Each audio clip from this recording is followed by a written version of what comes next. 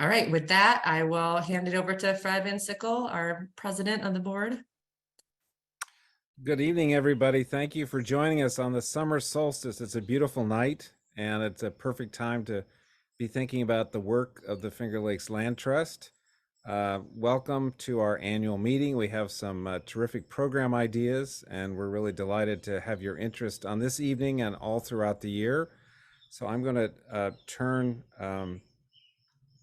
to our treasurer, Bill Eggers, to give us a report.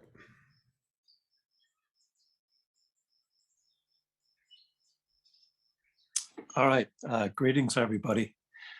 I'm going to start with operating revenue for the current fiscal year. Our fiscal year ends at the end of June. We are completing a banner year highlighted by several extraordinary leadership gifts and a record number of supporters. Our operating income is coming in at about $2.131 million, $2,131,000 as of June 20.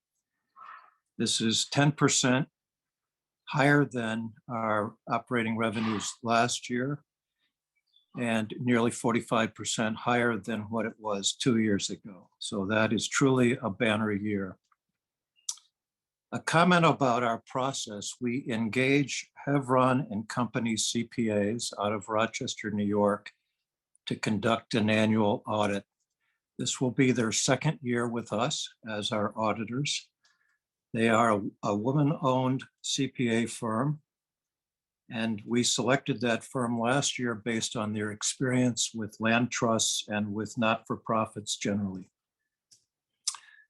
Turning to our capital campaign, as you all know, we had a very successful capital campaign targeting $20 million, but we are over $22 million, $22.45 million. And that donations have come from more than 4,000 Finger Lake Land Trust members.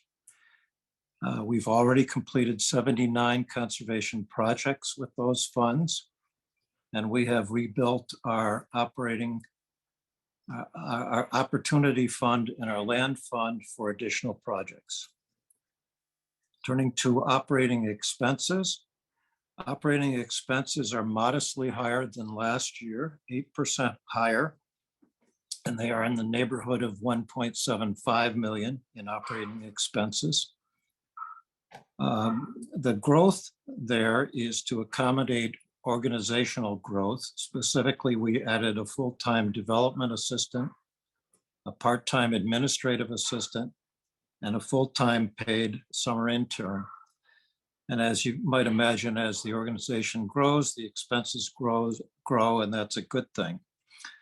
We are also investing more in social media and marketing as we share news of our land and water conservation successes and encouraging more people to go outside. Our Stewardship Endowment Fund.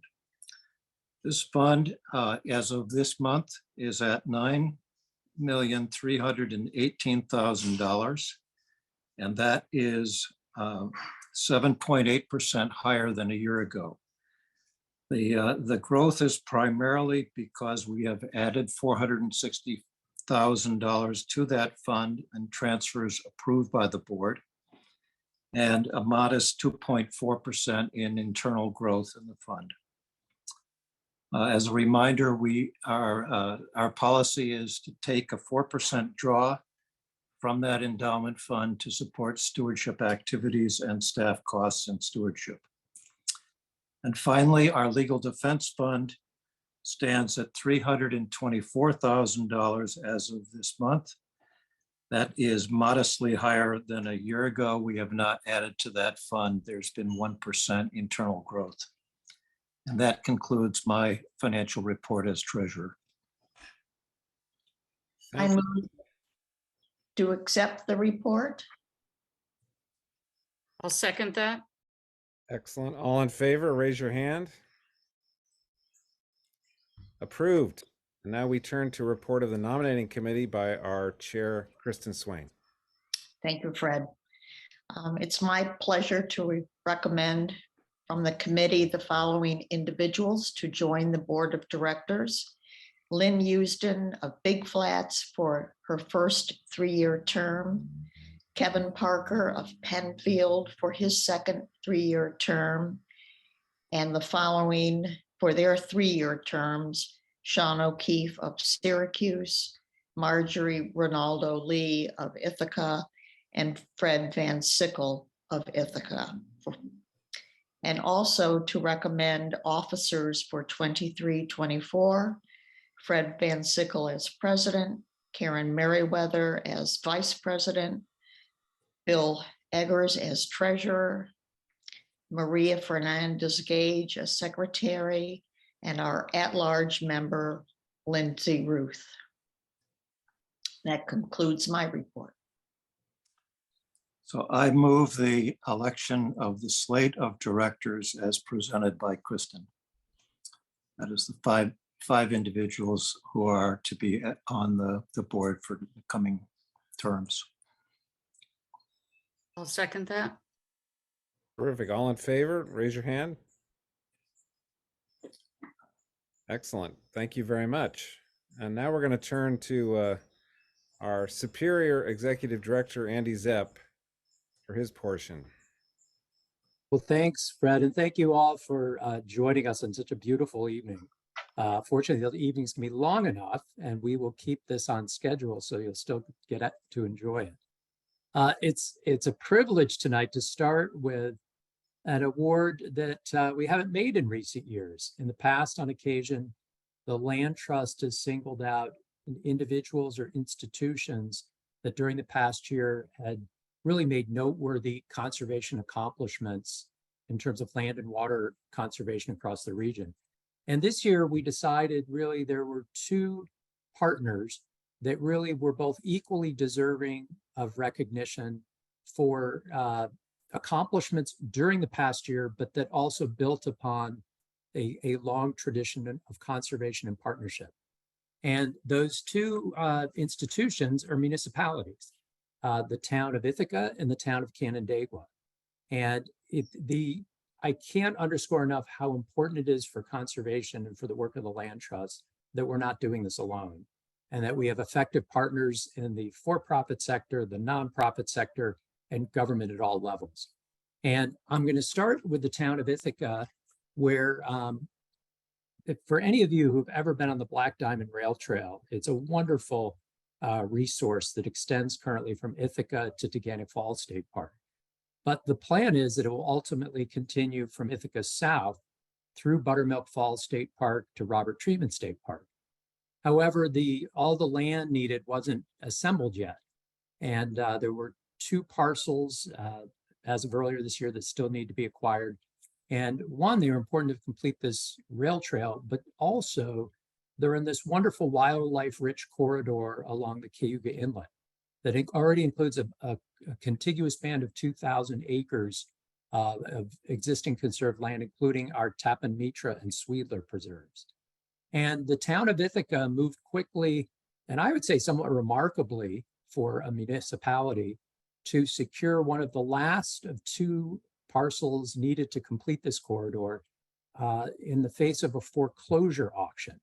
So one of the roles the Land Trust plays is using our opportunity fund to help acquire land for government because it can't move quickly. But it was really amazing of how the town was able to do this. And one thing I want to mention that is true for both towns is this is not one individual that is doing this. This is through successive administrations.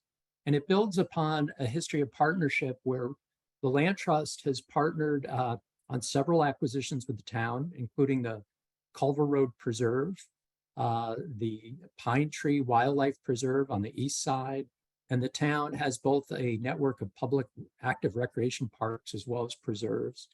The town's been active in farmland preservation and holds an easement on Indian Creek Farm, a well-known local spot, and also has supported us financially. In the case of our Tappan Mitra Preserve, which is probably our most actively visited of all the preserves at the Finger Lakes Trail right next to Robert Treatment Park, the town provided financial support for both the initial acquisition and then the site improvements we made this year. So for all these reasons, I want to recognize the town of Ithaca, and I'm delighted that both Bill Goodman, current deputy supervisor and former supervisor who started a lot of this, and Rod Howe, am I right, Rod? The current supervisor, former deputy supervisor? Were you deputy? Or Yes, no, at just one former? point, Yeah. correct. Yeah. And I'm delighted you're both here, and thank you so much. Outside of Zoom, we will do a little presentation for you, but glad you could be here tonight. And Rod, perhaps you could share a few words. Sure. Well, first of all, you're an amazing organization, truly an amazing organization. And second, I'm pleased to see, I recognize quite a few people, so I'm excited about that too. So this is great. And I'm glad that Bill was here. So Bill isn't currently the deputy supervisor, but he really was instrumental in many of the things that were just shared. So Bill, I'm glad you're here tonight. So on behalf of all the town board members and department heads for the town of Ithaca, we're honored and touched by this recognition and award. As Andy basically said, we do take great pride in our trails, parks, and preserves, and are continually exploring ways to make improvements, add more land to preserves as appropriate, and we seek ways to enhance trail connections, whether within the town or with neighboring municipalities. Our conservation efforts are grounded in our comprehensive plan and in our goals related to sustainability, agriculture and environmental protection, outdoor recreation, and the enjoyment of nature. We very much appreciate our long history of working with the Finger Lakes Land Trust and look forward to a continued partnership with the Finger Lakes Land Trust. So really a sincere thank you. We're touched and honored. I've mentioned this to the board. I certainly will highlight this again when the board meets on next Monday. So thank you. Great. Well, Rod, thanks so much. And we'll be by for some formal recognition down at the town hall. Sounds good. Thank you. Well, we truly were blessed this year because we couldn't decide. And that the reason was that the town of Canandaigua, with the other end of our region, another longtime conservation partner, in its somewhat similar fashion, moved with kind of lightning speed to secure an addition to McJanet Park that was on our radar simply because McJanet Park is on the other side of State Route 21 from our relatively new Canandaigua Vista Preserve. So this was a case where, again, a town stepped up, secured under a really hot real estate market, land that was part of a growing green belt that we ultimately hope will extend from the existing Vista Preserve, which is west of Route 21, all the way down to Camp Ononda on the west shore of Canandaigua Lake. And the town is actively pursuing that. So just, a remarkable performance to take this land, make quick decision and secure it. And again, like the town of Ithaca, the town of Canandaigua has a tradition through multiple administrations of supporting conservation. And this has included support for several farmland protection projects that the Land Trust has undertaken in the town. And then seizing the initiative, and I want to recognize Sarah Reynolds, who I see on the screen there. I know that Doug Finch, the town manager, hoped to be here, but he's double booked. He may arrive any minute from another meeting. But in that case too, that the town recognized that together we could probably get more resources. So as it supported our grant requests to the Department of Agriculture and Markets, it also went out on its own to secure funding from the same agency to protect additional farmland. And also the town is growing its network of parks, and something we really like to, for Canandaigua Vista, the preserve, they opened up their pocketbooks and gave us a well-appreciated check of $100,000. So for all these reasons, but particularly this completing a time-sensitive acquisition, want to salute everyone at the town of Canandaigua for recognition as Conservationists of the Year. So thanks to everyone involved.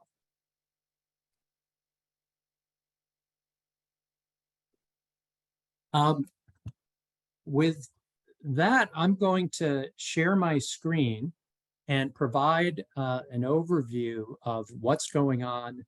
And I want to, again, follow up on what Kelly said. We're going to have some time for a question and answer at the end. So definitely send any questions in the chat and we'll try to address them. Well, as Bill mentioned, it's been a tremendous year. And one thing, though, is we're all about consistency.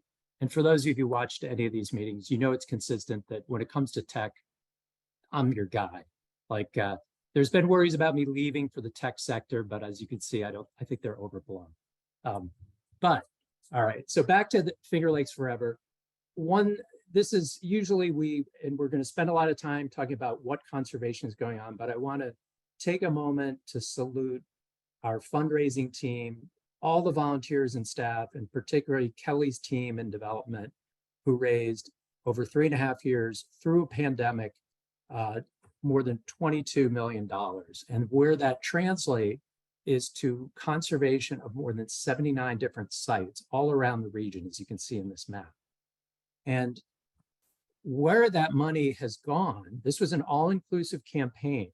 So a first for the Land Trust. And just wanted to share this information so you know where the funding has gone. And there's still some pledges outstanding, so there's still some coming in.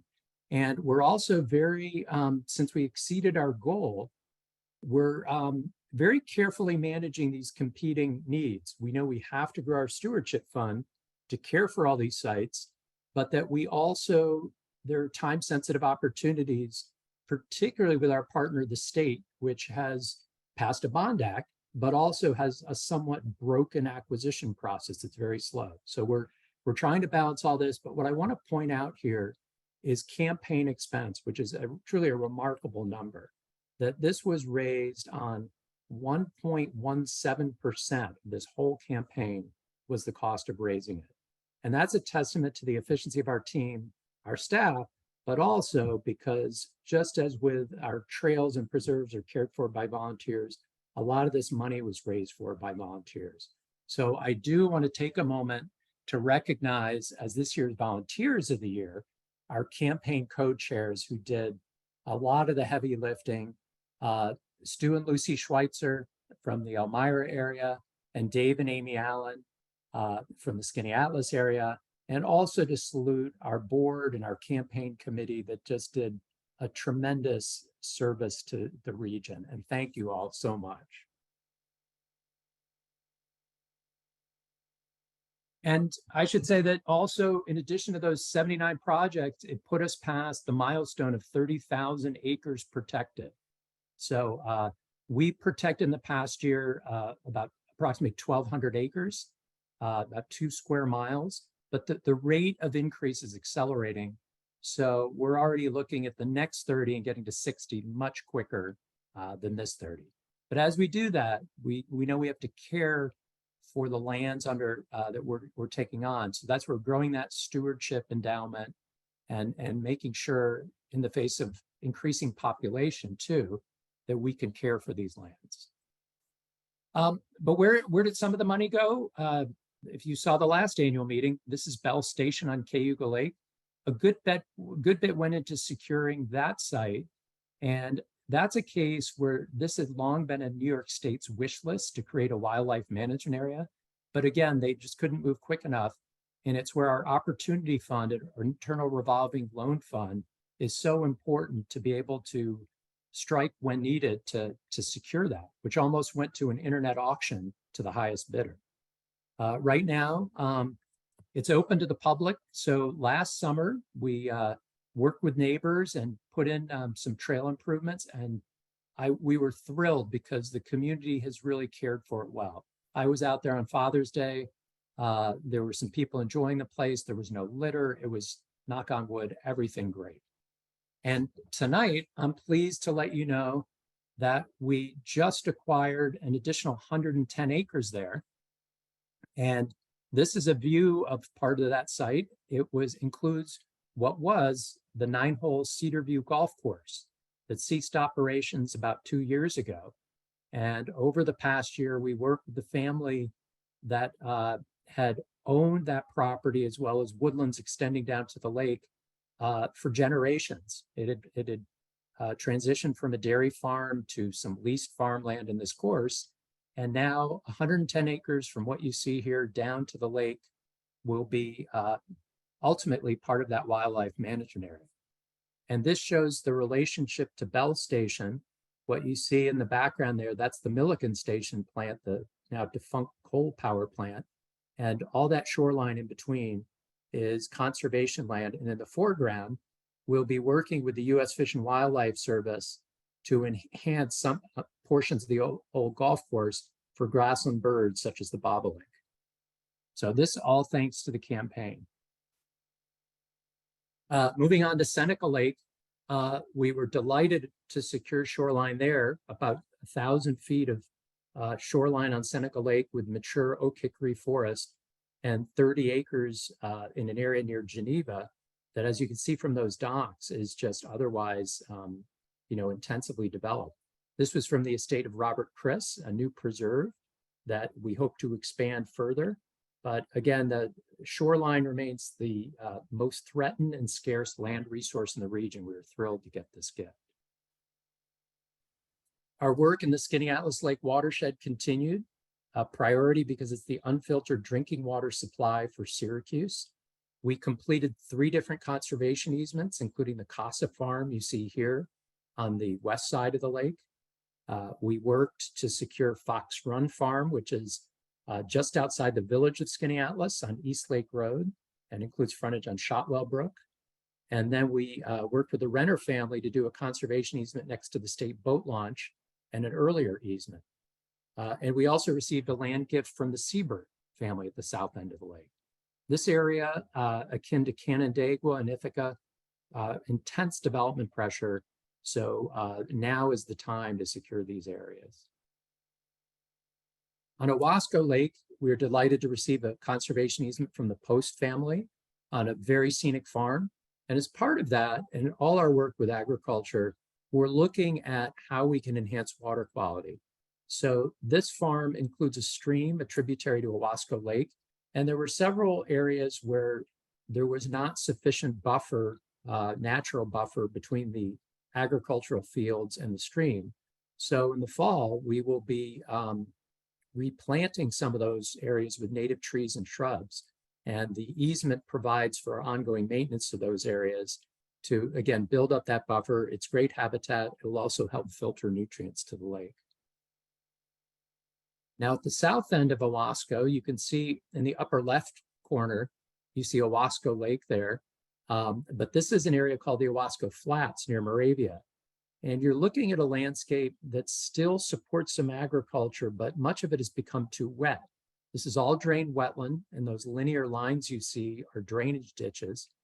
And we have worked in partnership with the State Department of Environmental Conservation to acquire portions of the flats to create a wildlife management area.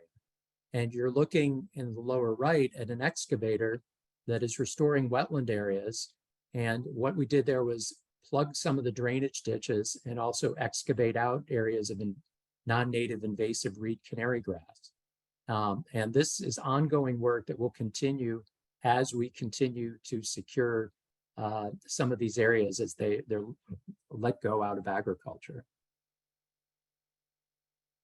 Now, one thing that has been really helpful from the campaign is allowing us to move quickly to secure some additions to existing conservation areas. This is a view of the Lindsay Parsons Biodiversity Preserve in West Danby, where you're looking at our 14th acquisition. This is a modest-sized parcel of 8.5 acres, but it includes significant wetland next to the Cayuga Inlet, upland forest, and also really helpful administrative access for a part of this preserve that now spans more than 550 acres. We also, in the Ithaca area, we added land to our Etna Preserve, extensive frontage on Fall Creek, and up near Skaneateles, our High Vista Preserve. And these are modest-sized parcels that are really important to the integrity of the overall, though. And with that campaign funding, it helps us focus on the bigger projects so we don't have to do an individual campaign for this 8-acre property. This was last week, and this was the Tappan Mitra Preserve I mentioned. For those who aren't familiar, this is right just south of Ithaca, where the Finger Lakes Trail crosses at the intersection of Route 13 and 3496. This is a very popular recreational area. It includes 2 state parks, several of our nature preserves, other conserved lands, and we're continuing to build on it. This is an area we hope to continue expanding protection here. And it's part of Ithaca's Emerald Necklace, where this year also we received a conservation easement gift from longtime member Ellen Harrison on 51 acres at the end of Ellis Hollow, just east of Ithaca. Down on the Chemung River, our work continues. Again, kind of a modest puzzle piece, but we picked up a 2-acre parcel of riverfront that was more important than its size indicates, because it connects a previous 200-acre purchase to the river, where this 200 acres came literally to within 200 feet of the river, but didn't touch it. This is all conservation land that will end up in state ownership in an area where we also own and retain 3 nature preserves, including in the distance here, our Steggy Hill Preserve, which is our largest at 800 acres. Moving to the Central Finger Lakes, our farmland protection focus area in Yates County continues, where we worked with the Christensen family to protect 420 acres of farmland there, have 2 ongoing projects that will include farmland protection, but also adding water quality measures. And in this next project, it'll also secure buffer to the popular Keuka Outlet Trail. That is a wonderful trail, if you've never been on it, that extends from Keuka to Seneca Lakes. Over on Canandaigua Lake, our focus continues to be on the Bear Hill and South Hill on the east side of the lake.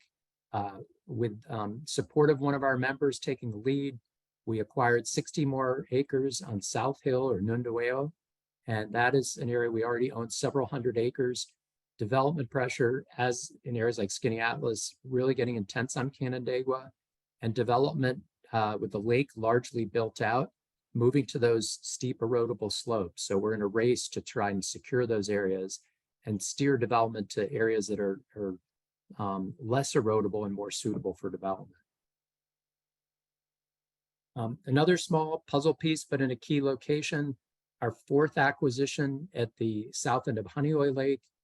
This is one of the wildest natural areas near Finger Lake, the south end of Honeoye. This borders not just a large state wildlife area, but also Finger Lakes Community College's Mueller Field Station. We're now talking to them about joint educational programming, and again, an ongoing effort to secure one of our last wild valleys. To the north, I want to mention a project that is kind of benefits conservation in a couple of different ways. This is a property north of the Thruway in northern Ontario County, where a family donated 86 acres. It was that classic Finger Lakes mix of some productive farmland, mature woodland, and some wetlands and small streams.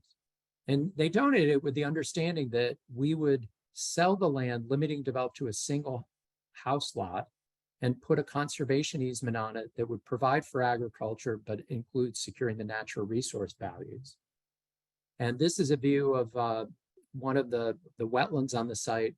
In this case, again, we didn't think there was adequate buffer, so come fall, we will be working with partners to expand natural buffers, and then that will be sold, and the proceeds, some will go to our stewardship fund to provide for monitoring the easement, but also there will be additional funds available either to beef up the stewardship fund further or support other types of conservation. And just before this meeting convened, shortly, just a few days ago, we completed a project at the request of New York State Parks, where in northern Ontario County, Ganondagan is a joint effort of New York State Parks and the Seneca Nation, and home to the Seneca Art and Culture Center. The land you see directly across from the entrance in Victor, New York, which is one of the hottest kind of exurban suburban areas outside of Rochester. This is a 16-acre farm field with an old barn and a pond that was on the market for housing. At the state's request, we secured it, and when funds are available, we will sell it to the state. Again, another use of this opportunity fund where it allowed us to jump in and secure this where otherwise it wouldn't be. Now that's all that I showed is simply creating work for our wonderful core of stewardship staff and volunteers. So they are the unsung heroes of all this. That if you look at our preserve network and we have now more than 35 miles of publicly accessible trails, parking areas, professionally done interpretive kiosks, 180 easements to monitor, invasive species to tackle, deer populations to manage. It is turning into quite an effort. They do a terrific job though, both volunteers and staff. And I want to highlight where a lot of work has gone this year is to our Sims Jennings Preserve at the Cayuga Cliffs. This is just north of Myers Point in Lansing. And we're putting in a trail system. It's a beautiful, diverse site. Lake bluffs directly across the lake from Teganic Falls State Park, wonderful meadows. The site is one we hope to open to the public perhaps this year. Our hope is that we can do it by this year. And the reason I say perhaps is we have a 200-acre preserve, but we're under contract to add 25 more acres. And the reason that's so important is our 200 acres ends in a very narrow 60 feet of road frontage on State Route 34B. They're under contract to acquire about 1,300 feet more of frontage. And we've commissioned a landscape architect. We have a terrific public access point designed with a pollinator garden and have the funding in place. So as soon as we close, we're going to get to work on that. And this will be another preserve that everyone can go visit. Now, looking ahead, we've got a lot coming up as we've been busy securing additional agreements that will happen in the coming year. And we're very excited that at Bluff Point, where we hold a conservation easement on the tip of the bluff, but we're now moving forward with our first acquisitions. We're under contract for a first parcel on the east side of the bluff and negotiating for a second parcel. This is so important because as with some parts of Canandaigua, in other words, really intense development pressure here. And again, the lakeshore is largely developed. This was taken, probably May. I took it about a month ago. And this shows the side away from the lake, just people really developing home sites on steep hillsides for the view. And what we're trying to do, again, is secure those steep slopes, both for habitat and water quality. And we're very excited to have our first contracts there underway. Now, not the best photo. This is one you can tell of all the ones I showed, which one was taken by me. This is the one I took. This humble landscape, but very exciting one, because this is a portion of the largest project we've ever undertaken, acreage-wise. This is a site called Bad Bear Hill. It is just a stone's throw from Horning, next to McCarthy State Forest and Route 15/Interstate 99. And we're under contract in partnership with the state to buy almost 1,000 acres of forest. And before we pulled the trigger on this contract, thanks to the wonders of technology, I can look on my laptop and go over the whole region, see who owns what on the tax parcels. And outside of farmers, almost no one owns 1,000 contiguous acres of forest. And whether it's habitat for forest songbirds, carbon sequestration, recreation, just a tremendous amount of value. And for those of you down in Corning, I love this description. We're buying almost everything between exit 1 and exit 2. So that's where this is.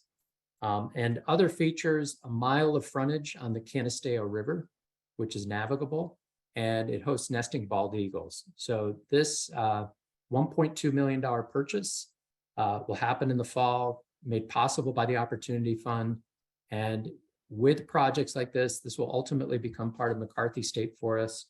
We are paying a lot of attention to our state agency folks in Albany and our elected officials, because we do want to get repaid. A similar type of project working with the state, but one that's fairly familiar at Bear Hill. We are now under contract for, I think it's probably our 12th parcel here, a site of special significance to the Seneca Nation, also a very scenic area, great recreational site, 61 acres facing the lake, one of the last sizable pieces. We're getting close to completing this one. And then over in the east in Skinny Atlas coming up, one of our largest conservation easements. In the fall, we should close on a 690-acre easement purchase. This is actually contiguous to our Hinchcliffe Family Preserve and includes 4,000 feet of frontage on State Route 41, thousands of feet of frontage on multiple tributaries to Skinny Atlas Lake, and the easement will provide for perpetual buffers on those areas. So it will conserve woodland, farmland, and stream buffers.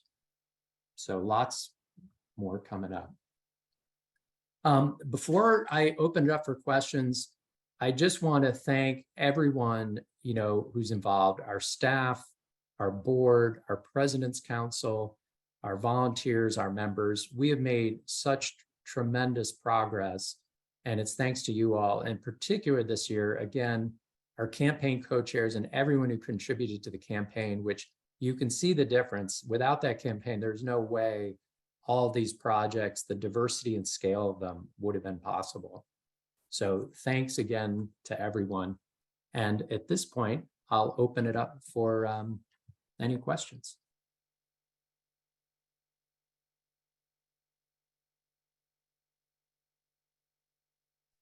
So if you have any questions for Andy, please, after the presentation, just stick them right in the chat.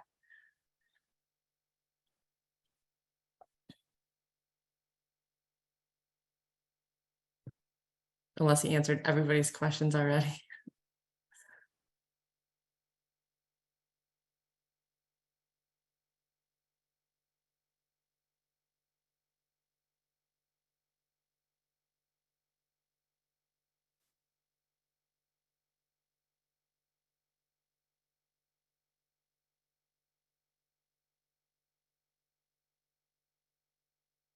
The one, as just pause for a sec, the one thing I do want to mention that we're still working on, and I didn't have lots of great slides, with particularly the lake associations and the soil water conservation districts, aside from our traditional work, we continue to pursue model projects to address runoff, and particularly stormwater from storm events carrying nutrients into the lake. And that is one of our biggest challenges. We're working with folks at the New York State Department of Transportation, local highway groups, lake associations, and it is our hope that we will, in next year, include a very different kind of project there, but showing how we can actually start to address what are these problematic nutrient loading of our lakes, particularly from agricultural fields and road ditches. A couple questions came in while you were talking about restoration, Andy. Nancy is wondering if you can tell us about how we invest our endowment and if we use ESG funds. We do, and I might look at our treasurer, who, one thing I should mention is we have a tradition of a very active finance committee and impressive treasurers who far exceed my abilities and knowledge when it comes to investing. So Bill, would you like to field that one? Yes, well, we've increased our ESG investing in the last couple of years. We have three components to our endowment fund. We have the Parnassus Fund. We have three components of the Parnassus funds. Those are particularly environmentally conscious funds that were started 25 years ago. They are considered a leader in that area, and that is approximately a quarter of our endowment funds. We have with the Armbruster investment fund, Armbruster Capital, which is a regional investment manager. And we have requested, and he has implemented ESG funds for all the equity components that he has. That fund is 65% equity. All those equities are in ESG funds. And the third component of our funds is with TIF. TIF is the investment fund for foundations. So they specialize in investing funds for not-for-profits and other endowments. And their pitch is they're looking to sustainability principles to be applied by their outside managers. I wouldn't say that the TIF group is as green as our other two components, but they do emphasize sustainability. They've written quite a nice paper on that a couple of years back. And those are the kind of principles that they do apply. So overall, we're becoming more and more ESG focused. We're not all the way there yet, but it's a matter, I think, of combining the sustainability efforts of TIF with the ESG components that we have with the Parnassus funds and with the Armbruster Management Fund. Thanks, Bill. That's great. Andy, Donna is wondering about Cedar View and how long it will take for the golf course to become grassland bird habitat. It is our hope, and I should mention that Cedar View is not open to the public yet because we're going to be doing some work there. There's an old clubhouse, and we're going to do some habitat work. Probably in the fall, we'll make that open to the public. And as long as some funding from the Fish and Wildlife Service comes through, we hope to do the grassland enhancements probably in September. So that will be after the grassland nesting birds have left. There are some there now, even with the existing course, they're nesting bobolinks, but we want to enhance that, and that'll should be September. And this is a site that when we don't know when that property will be conveyed to New York State, but with the current situation, I'd say that the land trust will be stewarding it for at least a couple of years.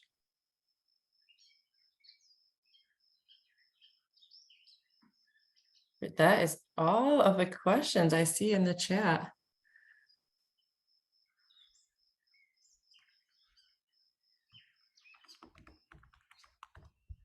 Great. Well, thank you all so much for taking time out of a beautiful evening. And I'll just refer back to Fred here. Fred, any closing remarks you'd like to make? No, just thank you all for inspiring us and allowing the Land Trust to do this amazing work. We're so grateful to all of you, and enjoy the rest of your evening. Our annual meeting is concluded. Thanks so much, everyone. Thanks, everybody.